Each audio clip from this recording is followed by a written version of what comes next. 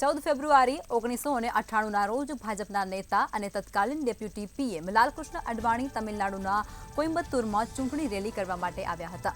અડવાણી જે ફ્લાઇટથી કોઇમ્બતુર જઈ રહ્યા હતા તે મોડી પડી હતી અને તેઓ સમયસર રેલીમાં પહોંચી શક્યા ન હતા। ત્યારે એ જ સમયે અડવાણીના સ્ટેજ પાસે જોરદાર બ્લાસ્ટ થયો હતો અને આ બોમ્બ તેમની હત્યા કરવા માટે પ્લાન કરવામાં આવ્યો હતો, પરંતુ તેઓ બચી ગયા હતા। પણ પછીના 3 દિવસ સુધી આખા શહેરમાં એક પછી એક 11 જેટલા બોમ્બ વિસ્ફોટ થયા હતા અને 58 લોકો માર્યા ગયા હતા। 250 જેટલા ઘાયલ પણ થયા હતા। ત્યારે સિરિયલ બ્લાસ્ટમાં 26 વર્ષ પછી 18 માર્ચ 2024ના રોજ પીએમ મોદી ચૂંટણી રેલી માટે કોઇમ્બતુર પહોંચ્યા હતા અને એ જ જગ્યાએથી પસાર થયા હતા જ્યાં બોમ્બ વિસ્ફોટ થયો હતો। વધુમાં સ્ટેજ પણ એ જ ષણમુગમ ચોક પર બનાવવામાં આવ્યું હતું, પરંતુ પીએમએ તેમના ભાષણમાં બ્લાસ્ટનો ઉલ્લેખ કર્યો ન હતો। જો કે તેમણે મૃત્યુ પામેલા લોકોને શ્રદ્ધાંજલિ આપી હતી અને આનાથી કોઇમ્બતુરના લોકોની જૂની યાદો તાજી થઈ ગઈ હતી। ત્યારે હવે કોઇમ્બતુરથી દક્ષિણમાં હિન્દુત્વને ધાર આપવાનો પ્રયાસ થઈ રહ્યો છે અને હવે જ્યાં અડવાણીને મારવાનો પ્રયાસ કરવામાં આવ્યો હતો ત્યાં 25 વર્ષ પછી ભાજપ જીતી શકે છે। આજ મુદ્દે વધુ વિગતો સાથે અમારા સંવાદદાતા જયેશ જોડાઈ ચૂક્યા છે। જયેશ, વડાપ્રધાન દ્વારા કોઇમ્બતુરમાં એક રેલીનું આયોજન કરવામાં આવ્યું છે અને તેની અંદર જ તેઓએ પ્રચાર પ્રસાર પણ શરૂ કર્યો છે, શું છે માહિતી? લોકસભાની પ્રથમ તબક્કાનું મતદાન 19 એપ્રિલના રોજ યોજાશે, જેમાં 102 લોકસભા બેઠકો ઉપર જે છે મતદાન યોજાશે। આ બેઠકમાં તમિલનાડુની 39 બેઠકો ઉપર પણ મતદાન યોજાવા જઈ રહ્યું છે। ત્યારે આ બેઠકનું ખાસ મહત્વ છે।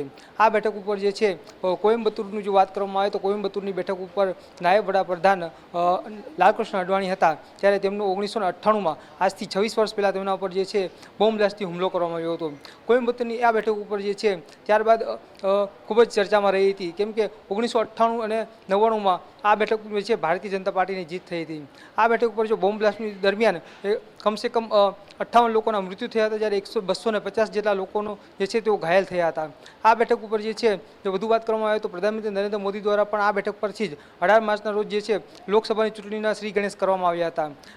આ બેઠક પર ડીએમકે જે સરકાર છે તેમના દ્વારા જે પ્રધાનમંત્રી નરેન્દ્ર મોદી છે તેમના રોડ શો તેમજ તેમને પ્રચાર કરવા અટકાવવા માટે જે છે તેઓ અટકાવવામાં આવ્યા હતા, પરંતુ તેઓ હાઈકોર્ટનો ભાજપ દ્વારા હાઈકોર્ટના દ્વારા ખટખડાવવામાં આવતા તેમના દ્વારા જે છે તેમની પરવાનગી મળી હતી અને તેમના દ્વારા જે છે તમિલનાડુના કોઇમ્બતુરમાં તેમના દ્વારા રોડ શો પણ કરવામાં આવ્યો હતો અને જે જગ્યા પર જે બોમ્બ બ્લાસ્ટમાં જે લોકો માર્યા ગયા હતા ત્યાં તે જ જગ્યા ઉપર પ્રધાનમંત્રી નરેન્દ્ર મોદી દ્વારા તેમને શ્રદ્ધાંજલિ આપવામાં આવી, તેમજ તેમના જે એક જૂના એક કાર્યકર્તા જે છે તેમના દ્વારા જે છે આ બોમ્બ બ્લાસ્ટની ઘટનામાં કયા પ્રકારની બની હતી તેમનો એક આખું વર્ણન કરવામાં આવ્યું હતું અને તેનો વિડીયો પણ પ્રધાનમંત્રી નરેન્દ્ર મોદી દ્વારા એક્સ પર શેર કરવામાં આવ્યો હતો।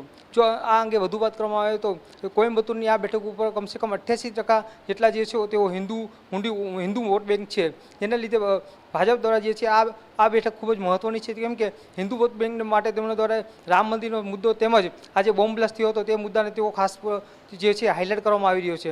અને આ બેઠક પર જો વધુ વાત કરવામાં આવે તો ભાજપ અને કોંગ્રેસ ડીએમકે અને ડીએમકેનો જે છે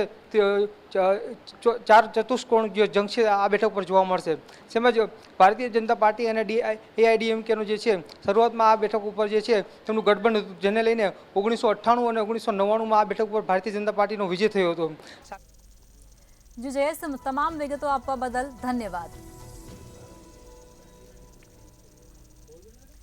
તો વડાપ્રધાન પણ હવે ચૂંટણીના પ્રચારમાં લાગી ચૂક્યા છે। તેઓ દક્ષિણમાં ચૂંટણીનો પ્રચારે પહોંચ્યા હતા।